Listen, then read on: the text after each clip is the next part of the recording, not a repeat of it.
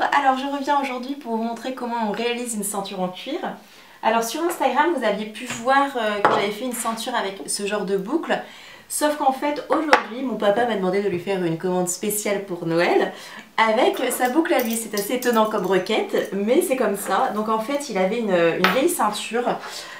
Donc je vous la montre ici. Ce qui est pas mal c'est que au moins je sais exactement la taille qu'il fait parce qu'on a le trou ici, la longueur exacte, donc ce qui lui va. C'était une ceinture réalisée en croûte de cuir qui est appelée 100% croûte de cuir vachette. Donc si vous voyez cette indication, sachez que c'est vraiment pas top à vrai dire. C'est le dessous de la peau du cuir et en fait ça n'a pas du tout les mêmes propriétés que le cuir. Mais par contre, étant donné que ça reste une composante du cuir, c'est vendu comme tel et enfin sous la même appellation et c'est vraiment pas top. Donc en effet c'est 100% cuir mais la qualité elle est vraiment pas là. Au-delà du fait qu'il n'y a eu aucune couture donc du coup ça se décroche etc. Mais même ici vous voyez bien que la ceinture elle a énormément subi et que ça s'est pas du tout patiné avec le temps mais ça s'est abîmé. Voilà donc la boucle qu'on va utiliser aujourd'hui n'est pas des plus jolies en termes de première jeunesse on va dire, elle est un peu abîmée et pour autant ça lui plaît donc on va pas refaire tout ça. C'est une boucle qui est réversible. Alors pour le coup pour cette ceinture ça servait puisqu'on avait un côté marron et un côté noir. Moi je vais utiliser une seule épaisseur de cuir et ça va être du cuir tannage végétal donc on n'aura pas besoin de l'option ceinture réversible étant donné qu'en fait le joli côté c'est celui-ci et celui-ci il est pas moche mais en tout cas on va pas le mettre en avant non plus. Voilà donc je vais vous présenter les outils dont on va avoir besoin. Alors ici on a un coupe-bande manuel, ça va nous permettre de couper notre bande de cuir et d'avoir quelque chose de régulier en fait. Parce que si jamais vous voulez couper avec un cutter c'est possible, c'est juste plus long et un peu plus risqué entre guillemets parce que votre cutter peut des fois s'échapper un peu de du bord de votre règle pardon.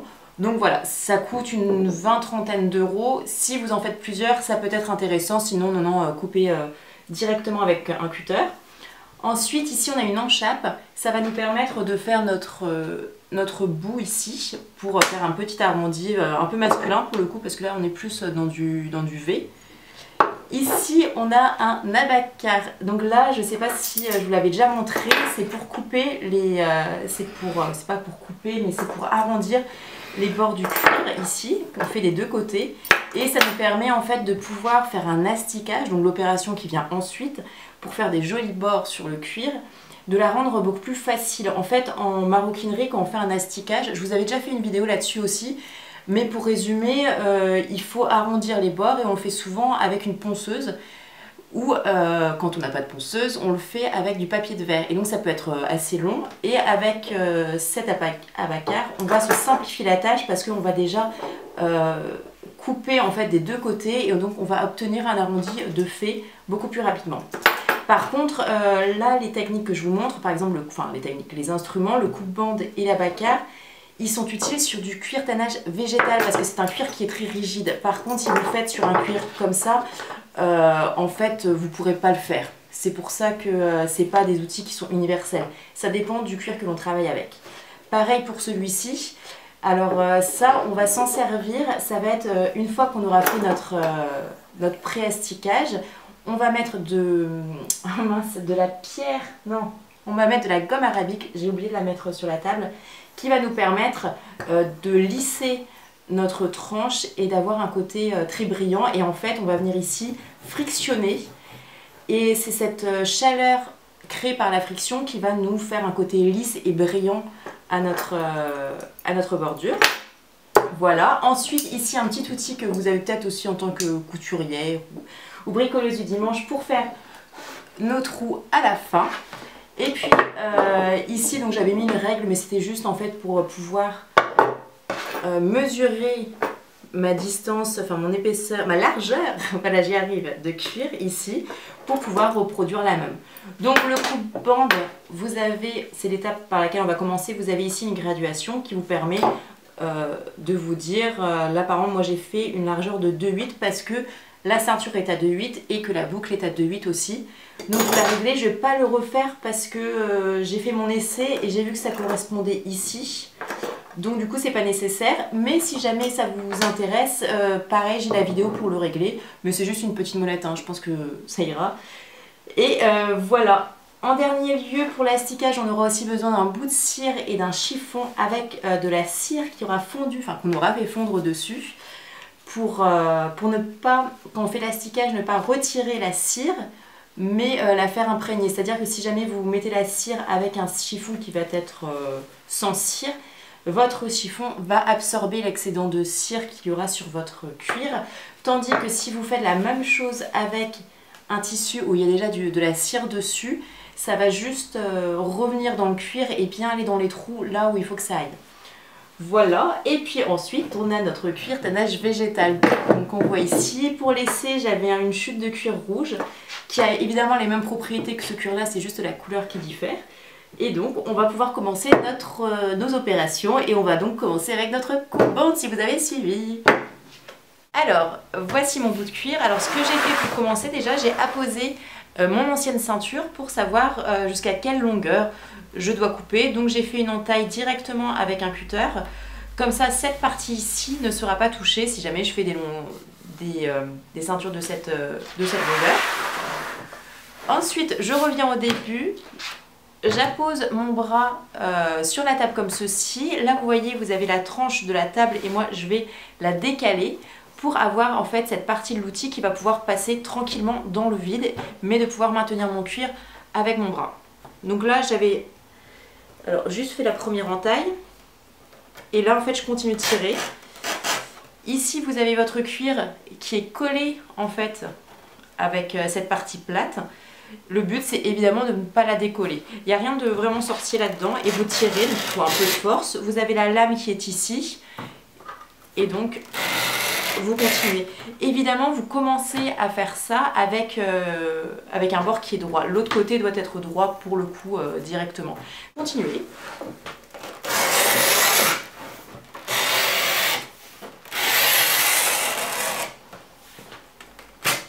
Voilà. Et donc là, j'ai ma ceinture qui va être régulière. Et donc tout ici, il n'y a aucun accroc. Alors ensuite, la première chose à faire serait d'utiliser votre emporte-pièce et de faire votre trace ici.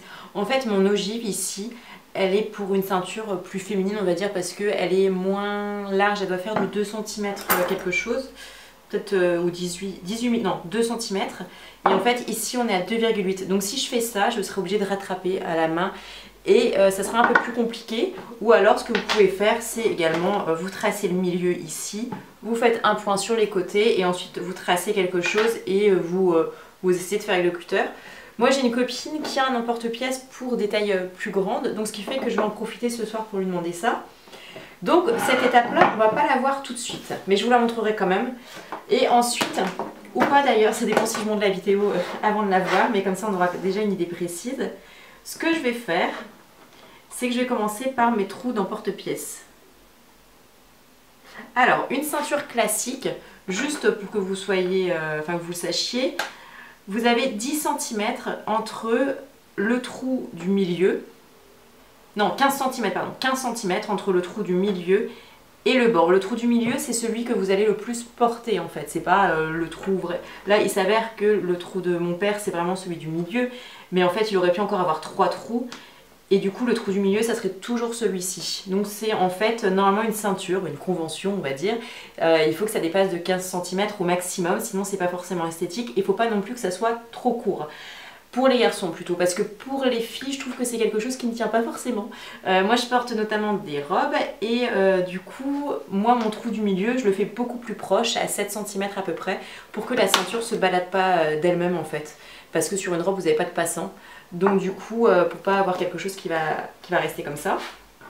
Donc, l'écart entre les trous, souvent c'est 2,5 chez les garçons. Et là, on est exactement à 2,5. Donc ce que je vais faire, c'est que je vais reprendre directement là-dessus. Et là, je fais les trous tous les 2,5.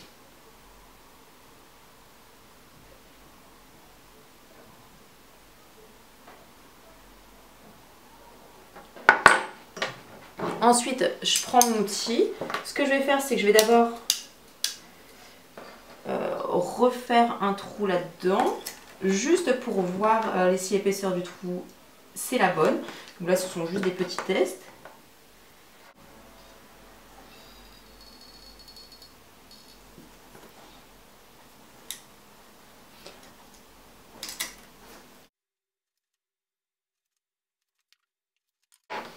Voilà, donc là on a notre trou, on peut enfin se débarrasser de notre ceinture. Alors maintenant on va passer l'abacar sur le dessous et le dessus, il n'y a pas d'ordre particulier, et sur les deux côtés. Donc notre abacar, on a notre petite encoche ici, ça va nous permettre d'enlever l'excédent, donc je vais faire avec ma chute ici. Donc ce qu'on va faire, c'est qu'on va tirer comme ça, on essaye de ne pas revenir sur ce qu'on a déjà fait. On essaye, autant de faire se peut, de le faire d'un seul coup. Si vous n'arrivez pas à le faire d'un seul coup, le risque c'est d'avoir des petits accros et de devoir ensuite soit repasser avec votre abacar pour essayer de lisser cet accro, ou alors avec du papier de verre. Le plus simple étant toujours de réussir de la première fois et d'un seul coup, mais si vous le faites en plusieurs petites fois, c'est pas grave. Le truc c'est qu'il faut réussir à dépasser la peau comme il faut. Mais j'adore cet outil, je trouve qu'il est vachement sympa. Donc il faut toujours avoir votre main gauche qui se balade sur l'outil, sur la peau, pardon, pour pouvoir vraiment la faire glisser.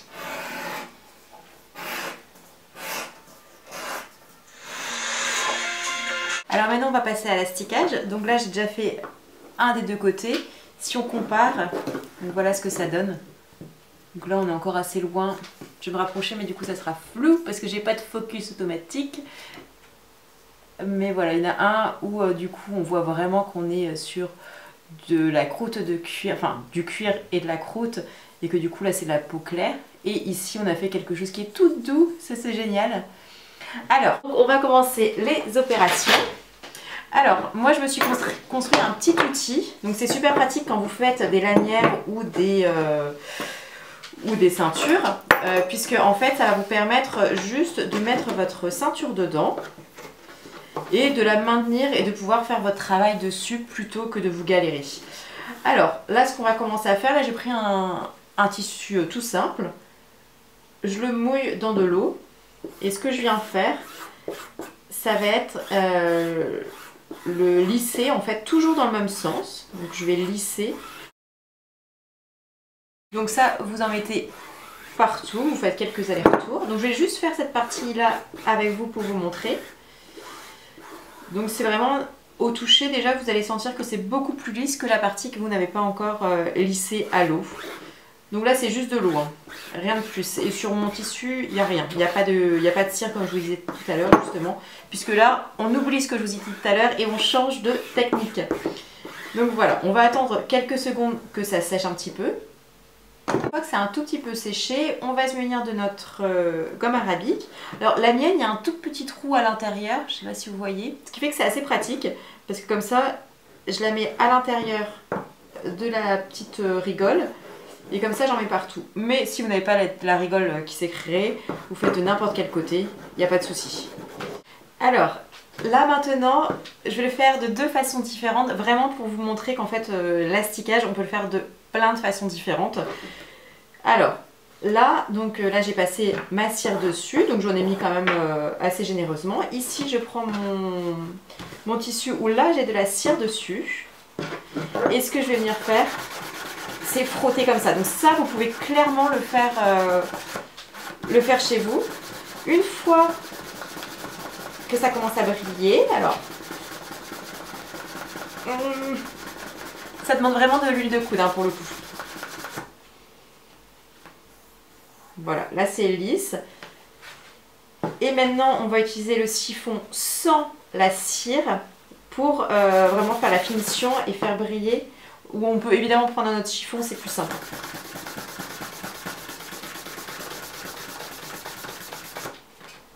Voilà, alors je vais vous la montrer. Je sais pas si vous voyez d'ici, mais là on sent que vraiment il n'y a aucun accroc.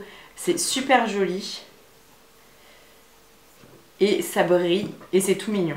La seconde technique, donc là on est plus sur entre guillemets du professionnel parce qu'on a un outil qui est chauffant et qui coûte cher et que donc vous n'allez pas acquérir juste pour faire une ceinture. Mais sachant que cette technique elle marche très bien et vous n'avez besoin que de l'eau et de la cire et du cuir tannage végétal évidemment. Et donc la deuxième technique, c'est de prendre, donc on a toujours à poser notre cire et on vient la faire fondre au fer. Alors pour ceux qui ont à faire, moi je le mets à la puissance 4 et j'ai un, là c'est une tête S05 et là je viens faire fondre. Alors quel est l'intérêt du coup si le résultat est le même et que c'est beaucoup plus cher? On peut se poser la question. Là vous avez besoin de moins d'huile de coude parce que la première étape vous l'avez déjà. Et qu'en fait l'énergie que j'ai utilisée pour le premier, eh bien j'en aurai moins. Donc là je prends directement mon chiffon vite fait avec ma cire. Mais là je ne vais pas le faire beaucoup. Voilà. Et là ça brille déjà. Et ensuite je prends directement celui-là. Et là j'ai quelque chose qui brille déjà. Donc voilà, c'est au niveau de la rapidité. Mais sinon il n'y a pas vraiment un intérêt plus que ça. Voilà, je vais finir tranquillement de faire ma ceinture. Et ensuite je vous montrerai la dernière étape où on va juste en fait ajouter ceci quoi. A tout de suite. J'ai fini mon asticage, j'ai plus qu'à mettre la boucle. Donc là il y a juste en fait une partie où je dois mettre mon cuir et ensuite vous avez des picots là. Ça va venir serrer et du coup ça sera bon. Juste ici, je ne sais pas si vous voyez, il y a l'ardillon. Donc l'ardillon c'est ça et ça c'est le début de l'ardillon. Et ce qui fait que j'ai juste fait un petit trou avec cet outil là pour pouvoir l'enfoncer jusqu'au bout. Mais ça dépendra ensuite de votre boucle. Voilà, une fois que c'est comme ceci, là c'est bon. Et on a une ceinture.